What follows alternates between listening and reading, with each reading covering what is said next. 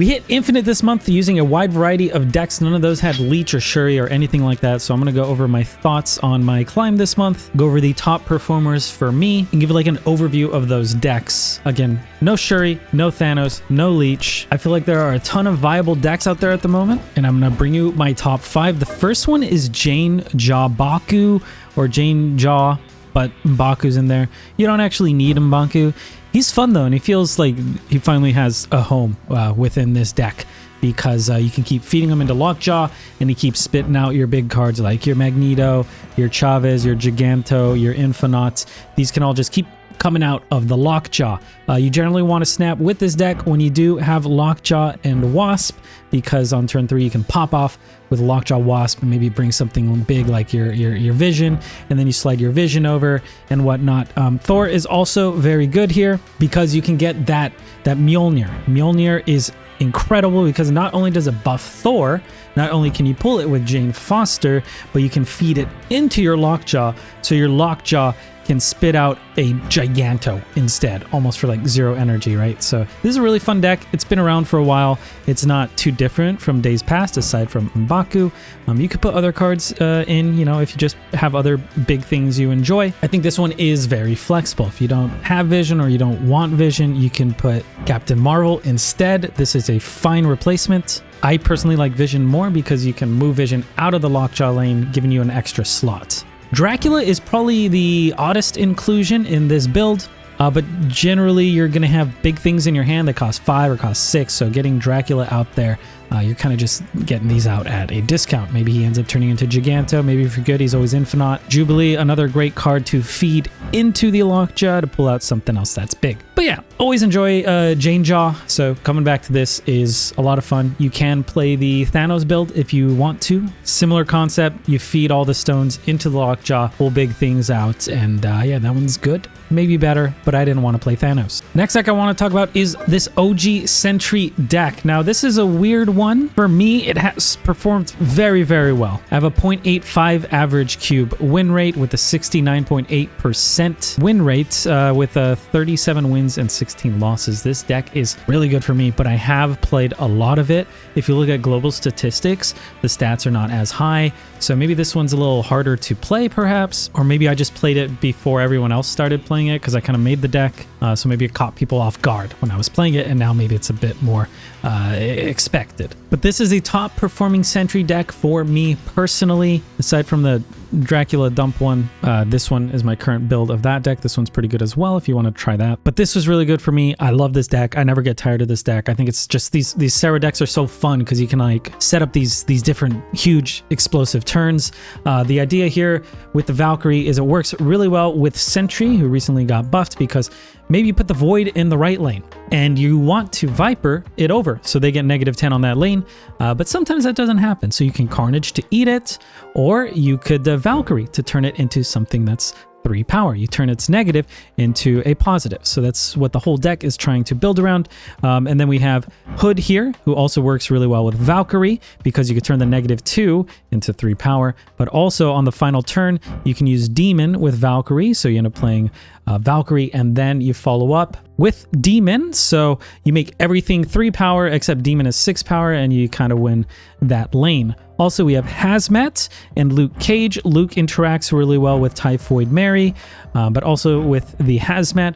So he will negate the downside of Mary, but also, you know, he works incredibly well with Hazmat. If your opponents are playing a lot of things, especially with all these Hit Monkey cards out there, using Hazmat to hit their entire board, take away 1 from everything, and then Luke Cage to kind of just reclaim your stats is really good. Another great interaction with Luke is Valkyrie. So we put Valkyrie in here because if you, for example, Valkyrie on your Sarah, she'll go down to 3, but if you have Luke, she will go back up to 4 because her power cannot be reduced thanks to Luke's, you know, effect here. Debris is great for stopping all the Galactus gamers that are out there. There are a lot of them. Also just cluttering your opponent's deck to kind of limit their board space, and you know, benefits off of Hazmat because you can make their rocks negative while your rocks maybe don't end up being negative. Also works well with Viper if you don't end up getting Sentry. This deck just feels very cohesive to me.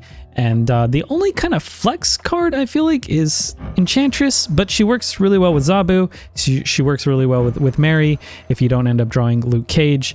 And also there's a lot of dinos out there, a lot of Darkhawks out there. So this is one of my favorite decks. But again, the stats are not as good for other people as they are for me.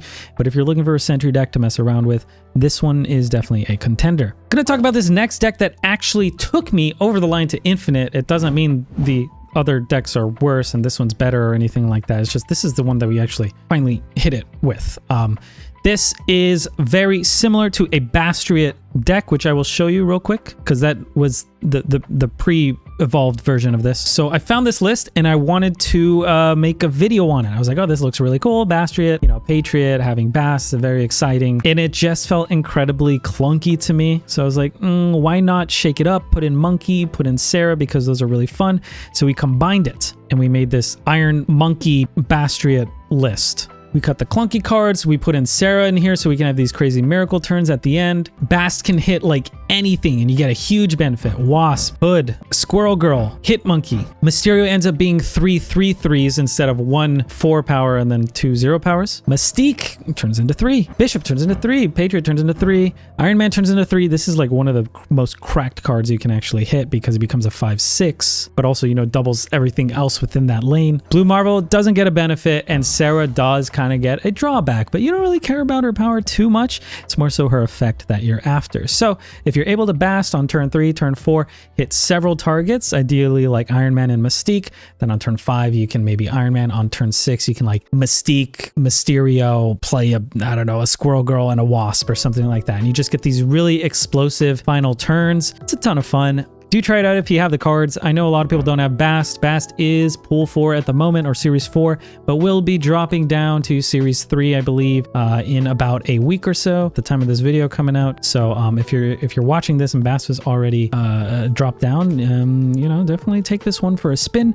Now there is Hit Monkey, so maybe some people didn't buy the Battle Pass. If you don't have Hit Monkey, Angela is actually a beautiful replacement for it. I do think Hit Monkey is better, but Angela kind of serves a similar purpose, where huge benefit off of the Bast, and also you could just play cards into it and juice Angela up. Do keep in mind, Hit Monkey and Mysterio have fantastic synergy because this counts as 3 cards being played. So generally, you know, you could do these crazy turns with Sarah on 5, and then you go like, I know you go Bishop, Mysterio, Hit Monkey, Squirrel Girl, the Demon from the Hood, and then you play your Wasp as well. These crazy turns that are just like nearly impossible to expect or play around from your opponent. Love this deck. Another deck that I just don't get tired of. All right, this next deck is a negative Monkey deck. This one was very surprising for me. I didn't expect it to perform so well. There might be more refinements you can make to this. I haven't played it for about, I don't know, 5-6 days at this point. But everyone kept begging me, play negative Hit Monkey. He's so good. He becomes a 0-2 instead of a 2-0. And I kept playing this over and over. And honestly, the deck just ended up winning a lot because of negative pop-offs, not necessarily because of Hit Monkey himself. I think I played like 27 games and only one of them did I actually play like a negative Hit Monkey. But I guess that's not the whole draw of it, making all your cards cheap and then using, you know, those cheap cards to buff up Hit Monkey. That's a good thing to do. The best thing in this deck is like hands down inverting an Iron Man to a 0-5 and then maybe having a Mystique to follow up. So on your final turn, you do Iron Man, Mystique, Ironheart, and you kind of just win. But all the cards benefit greatly from negative as well as, well, I guess mostly just negative. So White Tiger ends up being a 1-5 that also summons this. So it ends up being like a 1-12. Blue Marvel, 3-5 and buffs everything else. We have Magic here because she turns something into Limbo and gives you 1 additional turn to draw another card and maybe just catch your opponent off guard. Rogue becomes a 1-3, all those Darkhawks, all those dinos, just a really fantastic list here. And Zabu is there and Psylocke also there so that you can get negative on 3, because the sooner you get negative out there, the better, because that means more possibilities of, you know, drawing a inverted Iron Man, inverted Wong, inverted White Tiger, all these different cards. So this deck is very good. Don't fixate on Hit Monkey. I think this is kind of just like a Mr. Negative deck that sometimes monkey good. Right, this final deck is probably, I think the one that least people will have access to. Master Mold, I believe, is Series 5 at the moment, right? And I don't really want to endorse you getting him for that premium price. He is a good card in this deck, but I think you need all these other supporting cards as well. I guess mostly just Darkhawk, who I think is pool 4 at the moment. And then we also have Zabu in here, which some people maybe didn't get with the Battle Pass. But if you have these cards, try this deck out. It is incredible. I could not get Mold to work. You know, sometimes you play Ronin, you play Darkhawk, and you play Maximus in there, and everything just felt a little bit awkward. But this take was actually pretty much Dara's. I think it's 1-for-1. I think this is Dara's list, which he calls Molded and Folded, or Folded and Molded. I don't know. But it works really well. The win rate is incredibly high. I think the stats on it are also really high because I feel like it's kind of easy to play. But basically, we're only including cards that either benefit Ronin or Darkhawk. Master Mold is really good because he's good for Darkhawk. He's also good for Ronin.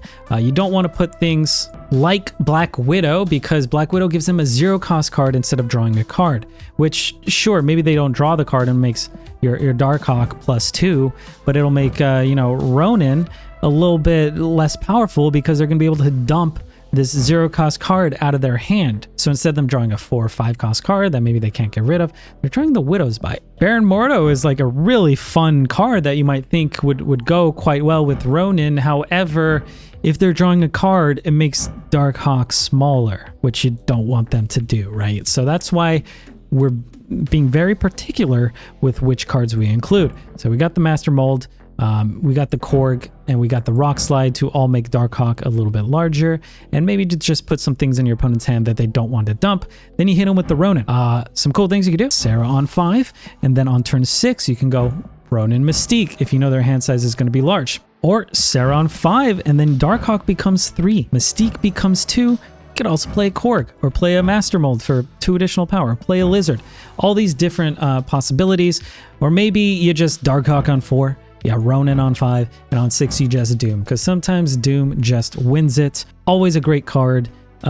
Just a spread of 5 across each, you know, lane is difficult to beat often. This kind of feels like a perfect 12 to me. There might be one or two changes you should make for your pocket meta, but this is a really, really strong deck. For me, it's at a 1.26 average cube win rate, 68.4% game win rate, and then we're 26-12 with this. So yeah, hopefully once Mold is a little more accessible to everyone, you guys can try this one out. But I believe that is all 5 decks. So yeah, I hope this was insightful or helpful for some of you guys. If you are just looking for like the straight up best decks to play, it seems like Shuri is still the best, but it seems like it's going to get nerfed in about a week, so there will be a huge meta shakeup. Do keep in mind there's a lot of Electro ramp out there, so maybe playing the monkey decks aren't good if that's a lot of what you're seeing. And yeah, hope you guys enjoyed. Good luck on ladder, stay hydrated.